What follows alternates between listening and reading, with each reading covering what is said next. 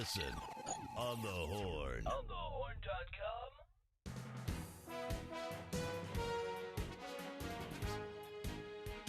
Good evening, ladies and gentlemen. You're listening to News Talk Tonight. Welcome to the election edition of News Talk Tonight. I'm your host, Dave Moore. News Talk Tonight is brought to you by Gateway Financial Partners, the accounting firm of Budwitz and Meyerjack, Deepwater Seafood of Avon, Amazon.com, and CentralCTDental.com. Well, it's finally here. It's Election Day. We can actually look forward to listening to ads that don't end with, and I approve this message. You know, I don't know. It's been interesting. We aren't in a swing state here in Connecticut. Yet the amount of money that has been pouring in for both the senatorial race as well as the 5th district race, there are 5 districts, mind you. 4 of them are not that close. I know that comes as a surprise. But the 5th district has had all kinds of money pouring in, about $577,000 in the last week from outside sources, according to our friends at ctnewsjunkie.com. And basically, we've been dealing with saturation TV ads for the last week. As you all may know, we didn't have a show last week. And the reason why we didn't have a show last week was not because we didn't want to have a show. We didn't have a show because of Superstorm Sandy. By the way, there is a nor'easter that's bearing down on the state of Connecticut again and should hit tomorrow. For those of you who like elections dry, we were able to dodge that bullet. But tomorrow it's going to be wild and woolly again. So for those of you who have just gotten your power back, look out, you might lose it again tomorrow. But back to the election. The presidential election polls thus far show Romney ahead in Florida and North Carolina, while Obama is ahead in Pennsylvania, Ohio, and Nevada. Essentially, if you look at all of the polling, it's going to be close. And for many, it's too close to call. The only poll that really counts, however, is the poll that takes in the votes. And the election polls are closing tonight at 8 o'clock in most of the eastern states, with the exception of Pennsylvania, which will close at 7. And then we have the folks in the Central Time District. Oh, that was good. The Central Time Zone, there we go.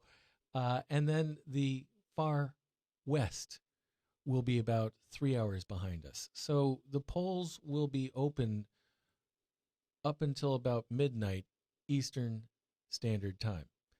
That's right, we've also lost an hour of daylight.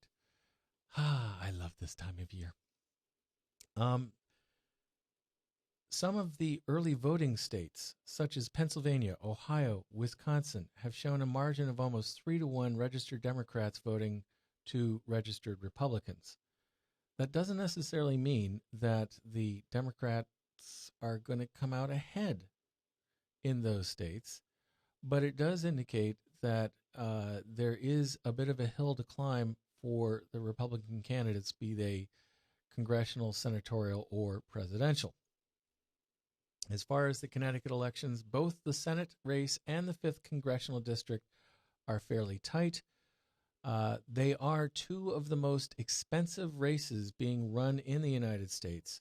Linda McMahon has spent over $47 million and that as of last week, and that number may climb to $50 million before the election is truly over. And according to the Mickey Mouses that are on the wall here, there is roughly 37 minutes left for the polls to be open in the state of Connecticut.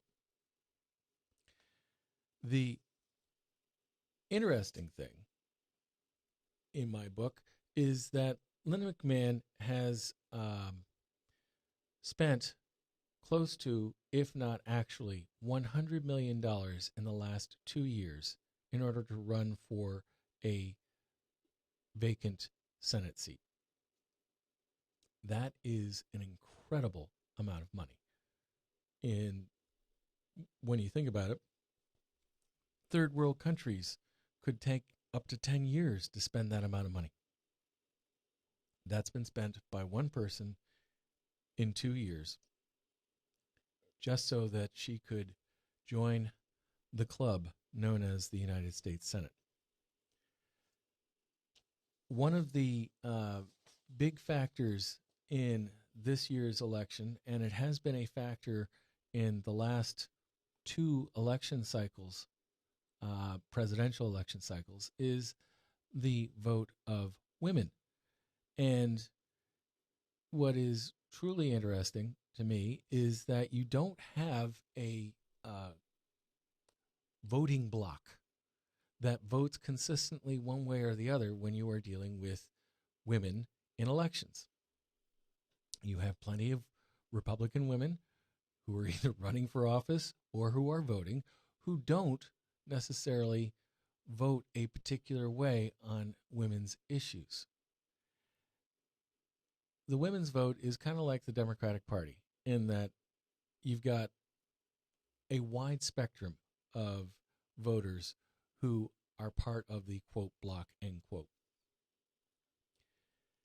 In this election, we have had a very concerted effort on the part of Linda McMahon to court the women's vote.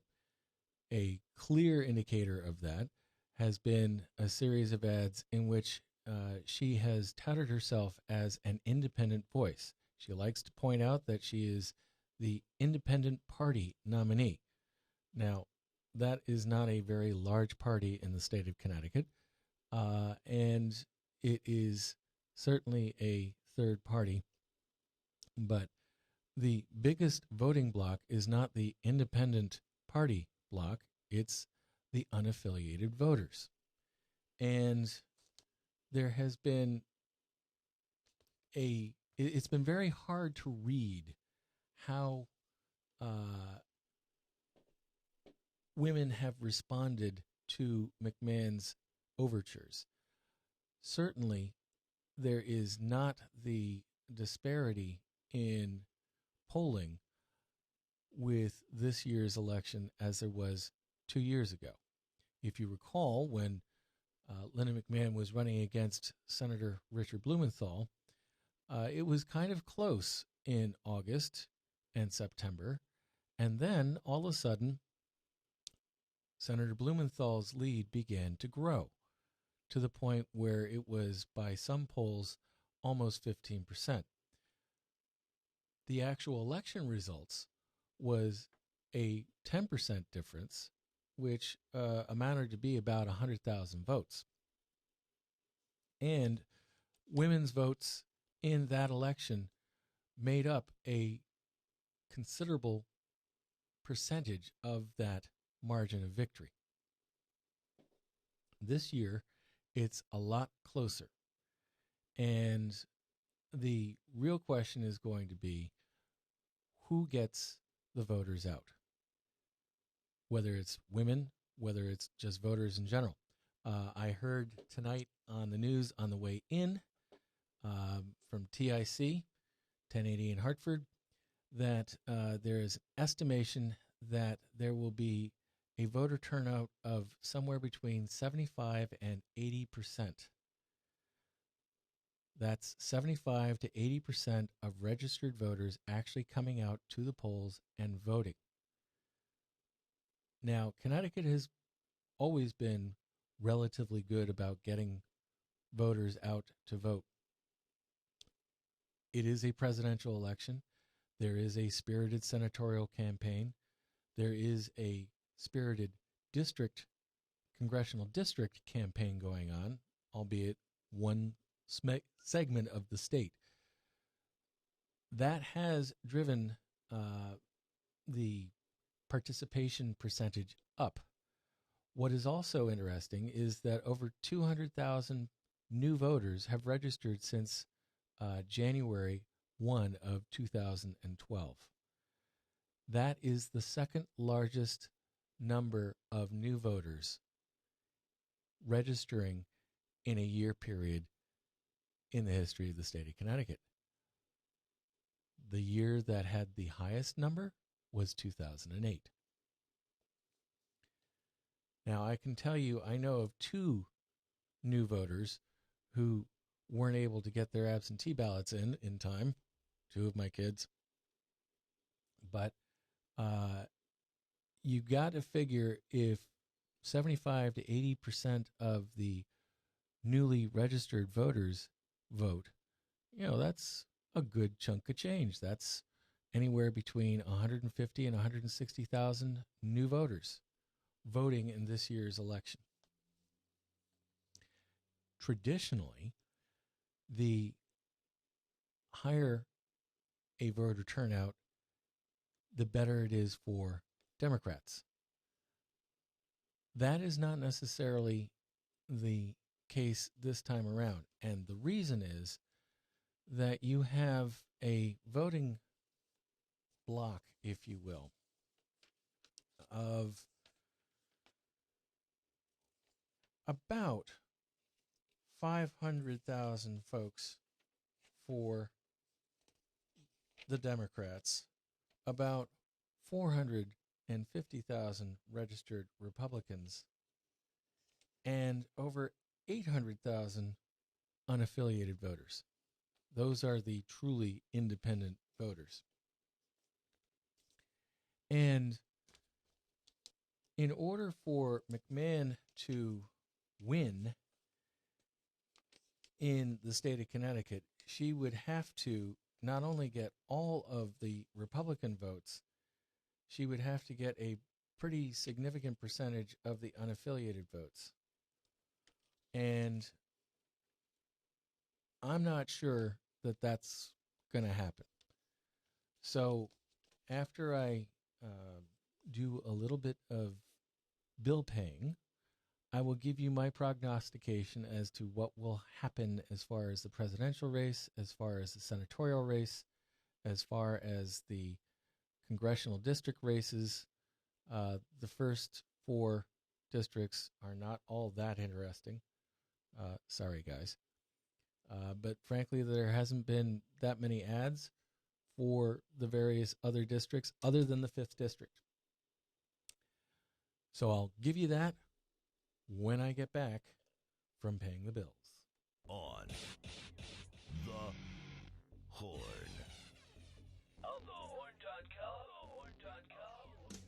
Budwitz & Meyerjack PC is a large Connecticut-based CPA firm with offices in Cheshire and Farmington, Connecticut. Large enough to handle engagements of enterprises with annual revenues in excess of $100 million, yet small enough to cater to smaller businesses and individual clients who expect personalized attention from partners and staff. Client service is the cornerstone of our practice. Our clients have a fixed fee for their audit and tax work. Sandits Travel for business and leisure. We'll take you there. Sandits Travel has been proudly serving Connecticut since 1960. That's over 50 years. And we're ready for another 50 years of superior service. Whether you prefer to come in, call in, or log on, we invite you to explore how efficient, diverse, and fun it is to book through Sandits Travel. Save your money and your time with us. Sandits Travel. We'll take you there. Budwitz gets to get another run because for some reason it cut off. Hold on a second. Budwitz & Meyerjack PC is a large Connecticut-based CPA firm with offices in Cheshire and Farmington, Connecticut. Large enough to handle engagements of enterprises with annual revenues in excess of $100 million, yet small enough to cater to smaller businesses and individual clients who expect personalized attention from partners and staff. Client service is the cornerstone of our practice. Our clients have a fixed fee for their audit and tax work. What this means to the client is we're approachable. Personal communication and client services make for strong relationships. Budwitz & Meyerjack, certified public accountants. Fresh, organic, and homegrown. On the Horn. OnTheHORN.com. All right, we're back at News Talk Tonight on OnTheHORN.com. You can check us out on Facebook, Twitter. You could even call in if you felt like it. 860-266 HORN. That would be 4676. 266-4676. Feel free to call in if you feel like it. You can certainly also chat. I've been sort of monitoring what's been going on as far as the chat room is concerned. It's quiet. The election. At this point in time, it appears as though, for the most part, the Northeast does seem to appear to be swinging towards the president. The only toss-up state that we would have in the Northeast would be the state of New Hampshire. Exit polls are actually favoring Romney. A quick little aside, the very first voting that occurred in New Hampshire ended in a 5-5 tie this morning. The Notch folks opened up their polls at midnight, and 10 people showed up, and it was a 5-5 tie. Go figure. You have most of the West Coast favoring the president as well. That would be Washington, Oregon, and California. The swing states, as the pundits have pointed out, are Nevada, Colorado, Iowa, Wisconsin, Ohio, Florida, and Virginia. And as I noted earlier, it appears as though that the exit polling is favoring Romney in Florida as well as New Hampshire. The exit polling in Iowa, Wisconsin, and Ohio appear to be favoring the president. Virginia, it's a toss-up. Nevada and Colorado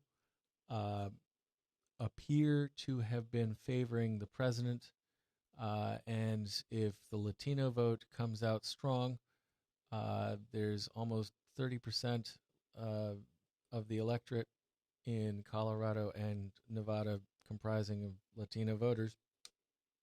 In all likelihood, if they all went out and voted, you probably will end up with the president winning both Nevada and Colorado. The long and the short of it is, I would predict that the president would win by a comfortable 500,000 vote margin in the popular vote. I think that it's going to be not quite so close as far as the Electoral College is concerned. Because if the president does take Ohio, Wisconsin, and Iowa, Nevada, and Colorado, it wouldn't matter if Romney took New Hampshire, Virginia, and Florida. He would still end up being somewhere in the low 120s, maybe 150. And given the fact that there are 538 Electoral College votes, that ain't anywhere near what he would need in order to gain the presidency. So I believe that the president's chances for re-election are very strong, that he will probably win by about 2 or 3 percentage points in the popular vote, but it will be a fairly significant victory as far as the Electoral College. Query, does that mean that the end of the Electoral College is coming near? Tune in soon. As far as the state senatorial race is concerned, despite the fact that Linda McMahon has spent an inordinate amount of money, I have a feeling that Representative Christopher Murphy, the Democratic contender, who is also a working party's endorsed candidate, will in all likelihood win by about 5 percentage points. It will not be the same margin of victory that Senator Blumenthal enjoyed, but it will be significant. As far as the 1st District is concerned, I believe that Representative John Larson will be reelected fairly handily. There was practically no money spent on the part of John Decker, who was running against him, and it pretty much appeared as though the Republican Party had given up on Mr. Decker fairly early. As far as the 2nd Congressional District is concerned, Joe Courtney has been putting out a fair amount of ads. I have seen no ads by his Republican opponent, whose name I can't even remember off the top of my head. That's how bad it is. I believe that Larson will win by a very large margin. Courtney will win by a large margin, but not quite as close as it will be a little bit closer than the Larson victory is likely going to be. And I believe that Rosa DeLauro will be reelected by a comfortable margin.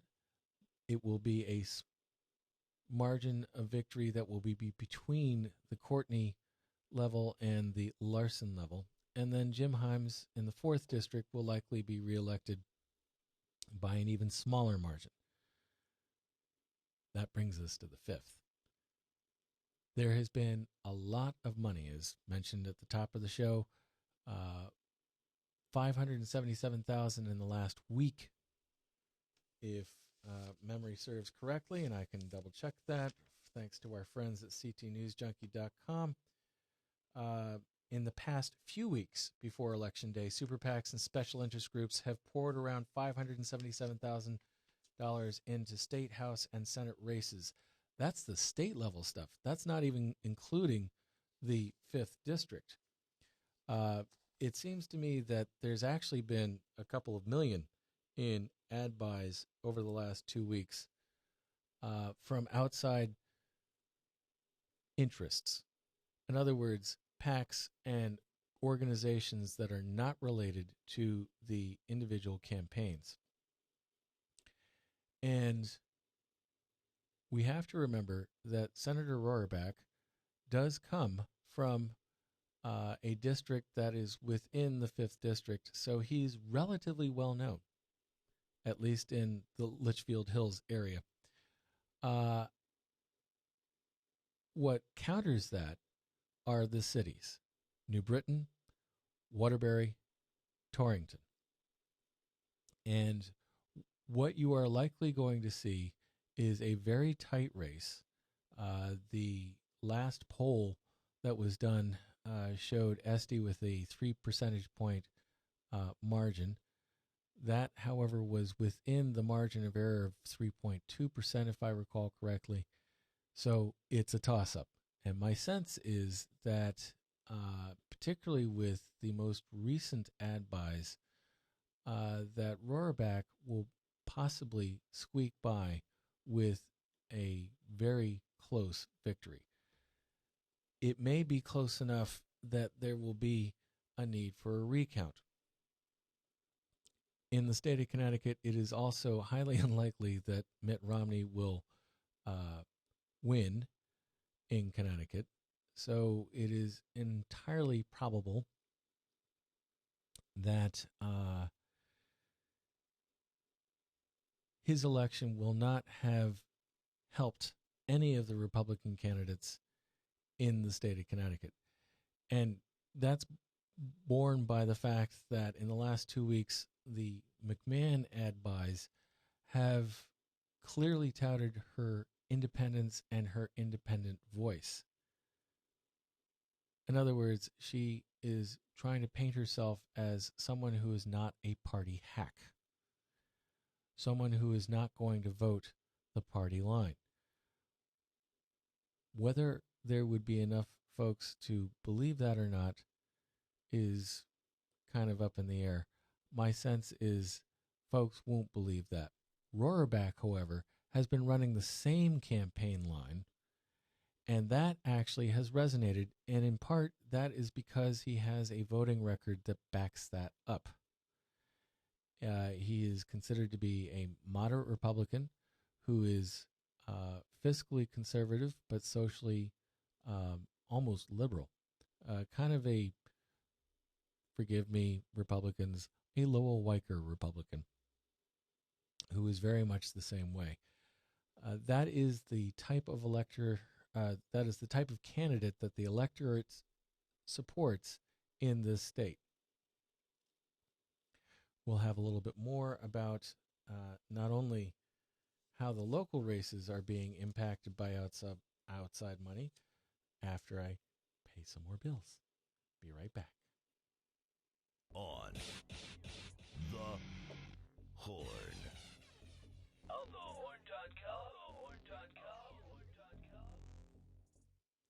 CentralCTDental.com. Doctors Camp, Sambor, and Lupini are there for you for serious issues or routine checkups.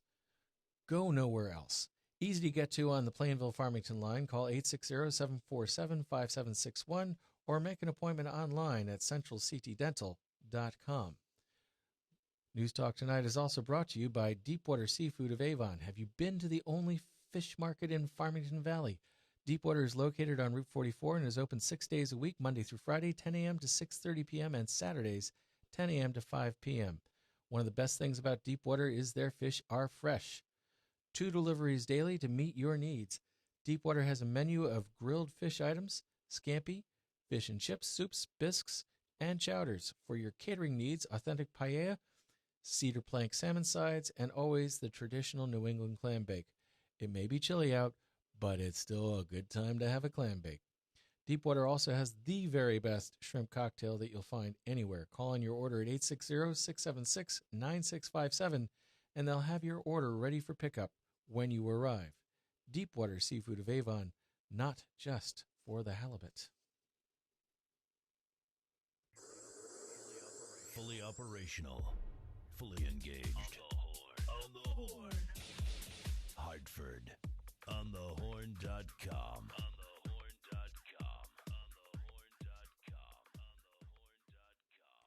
And we're back. You're listening to News Talk Tonight. I'm Dave Moore, your host. You are listening to OnTheHORN.com. Our friends at CT News Junkie had a very interesting article about not the 5th District or the Senatorial District, but the fact that super PACs and special interest groups have actually been pouring money into the local elections. According to CT News Junkie, we have $577,000 being poured in to state, House, and state Senate races. The money has been spent on TV, online, and radio ads, as well as mailers, phone calls to voters, and canvassing. And while the money flows to both sides of the aisle, much of it seems to be aimed in opposition to sitting Democratic lawmakers. The influx of funds into the state have many on the left cringing and decrying the U.S. Supreme Court ruling that made it all possible. That's right, my favorite lawsuit called Citizens United. Citizens United allow corporations and individuals to make expenditures on behalf of candidates without mentioning where the organizations got the money. Now, on the eve of Election Day, Secretary of State Denise Merrill, Connecticut's top election official, said that the ramifications of that decision are being felt in the last few days of the election. And I can certainly attest to the fact that Citizens United had an impact as far as the federal the federal elections were concerned, because in a 1 hour span, there were 7 political ads related to the campaigns. One was from the Congressional Democrats, that was an anti-Roraback. One was a Linda McMahon ad. One was a Chris Murphy ad. One was a Esty-related campaign ad. One was a Roraback-related campaign ad. In other words, from the actual campaigns themselves, not from outside. And then 2 more anti-Roraback ads. All of the anti-candidate ads were funded by outside sources. And apparently the same thing is going on as far as the state and the state House and Senate races are concerned. I did not see that as far as the Hartford area television was concerned, but apparently that has been happening. In the New Haven area, it has also been happening in the Litchfield area. The very thing that the detractors of Citizens United said was going to happen has in fact happened. And it really is fascinating to see how the money has changed things, because I remember the 1972 presidential election, and there were commercials on TV, but nothing like what we've been seeing in the last 2 weeks. And it seems as though the PACs decided that they were going to, quote, keep their powder dry and not do anything until the last 2 weeks. And then there was a flood of ads. There seems to be a backlash, and I say seems to be, a lot of people decrying the tone of the election, the tone of the advertising. A lot of people saying that they are just, hitting the mute button or turning the TV off. If, however, negative campaigning was not effective, campaigns and PACs would not run them. And that is unfortunately a truism that we can't escape. Something else that we can't escape: the weather. And as I noted before the top of the show, we didn't have a show last week because the studio didn't have any electricity. The studio didn't have any electricity because Superstorm Sandy had knocked the power out. As of 8 p.m. Monday evening, roughly 13,000 people still were out of power in the state of Connecticut, mostly CLMP customers. It was expected that by midday today, everybody would have their power turned back on. And what do our wondering eyes behold but down the East Coast is a storm that is coming our way. It is not going to be anywhere near as powerful as Hurricane Sandy or what became Superstorm Sandy, as she hit New Jersey and hit Connecticut as well.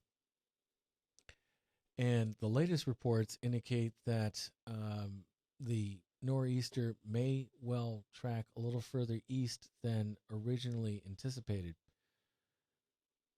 which will mean two things. One, we won't get as much wind as we thought we might get. And two, we might not get as much precipitation as we thought we might get. But they're still talking about the possibility of a dusting to 3 inches of snow from the outset, and the storm finishing off as a freezing rainstorm. So for those of you who just got your power back on, warm that house up, because you might be out of power again tomorrow night.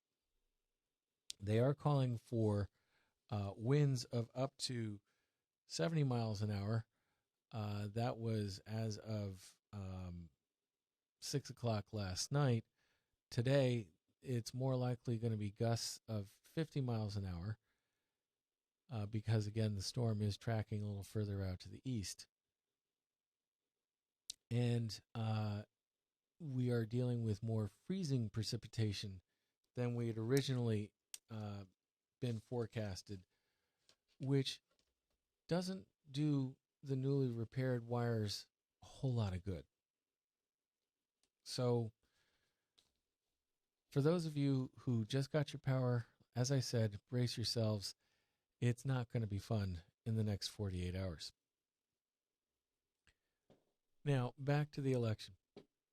One of the things that came out last week was a bit of unexpected and unusual bipartisanship.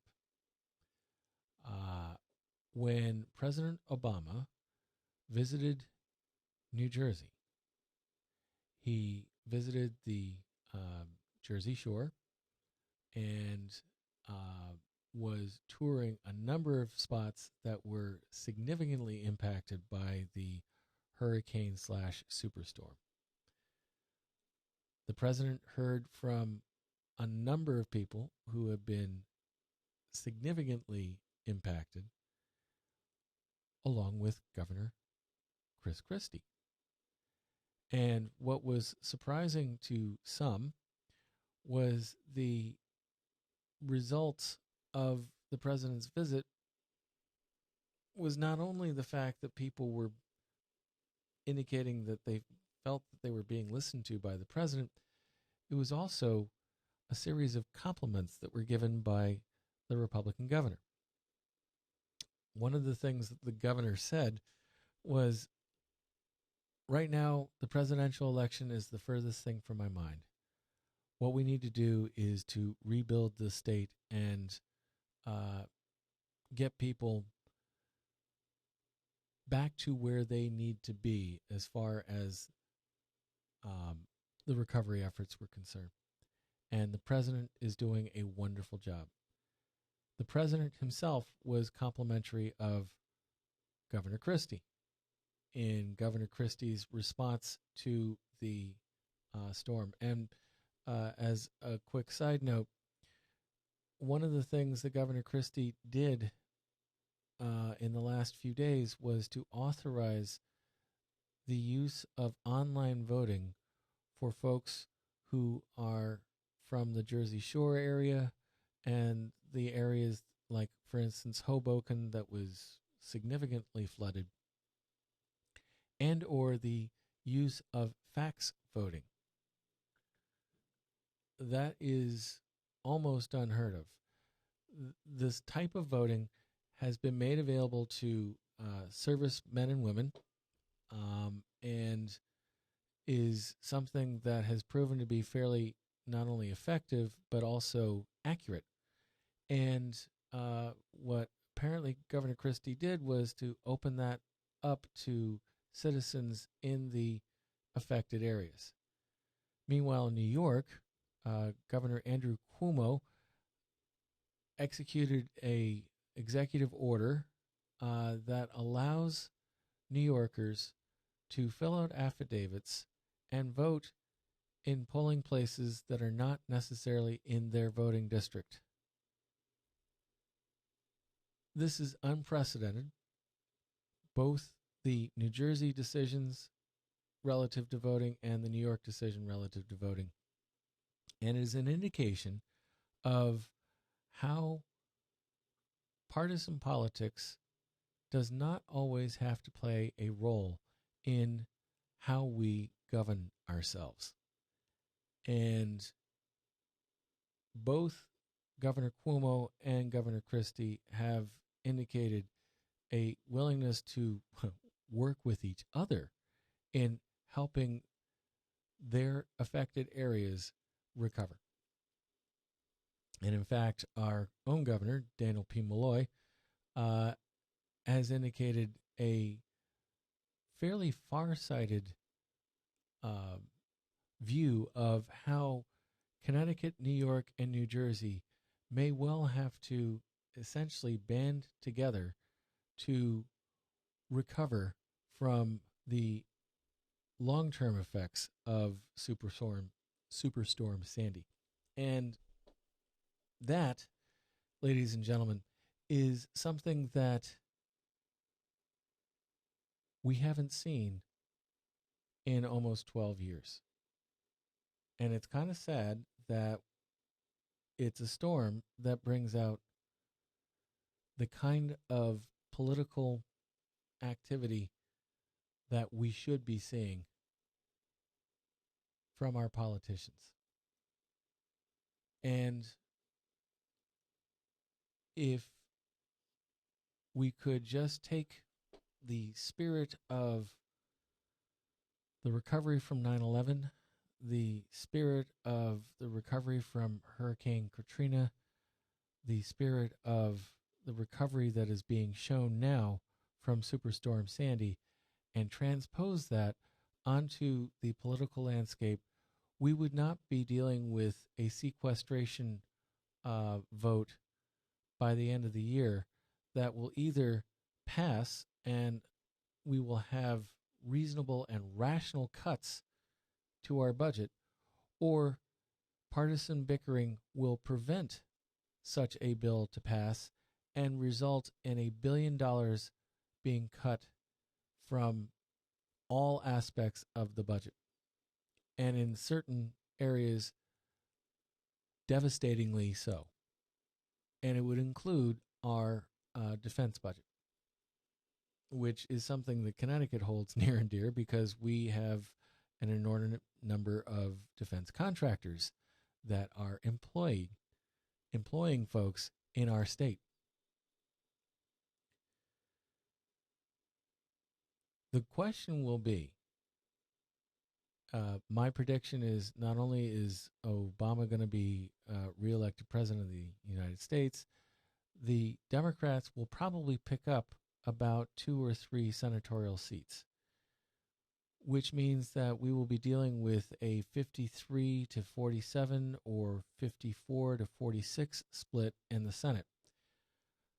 The Democrats, however, need to pick up 25 seats in the Congress, in the House of Representatives, and I don't foresee that happening. I do foresee them picking up somewhere between 10 and 15 seats. What that means is the Republicans will still maintain control of the House, but that control will be precarious because there are about 30 congressmen who have strong ties to the Tea Party who will, in all likelihood, continue to basically act as Katie bar the door. We can't do any more spending. We have to do more cutting. We have to cut taxes. And that's not going to result in a budget that will pass the Senate. And in order for the House to get anything done, it will require the Speaker, likely to be John Boehner, to reach across the aisle. That is something that hasn't been done for 2 years.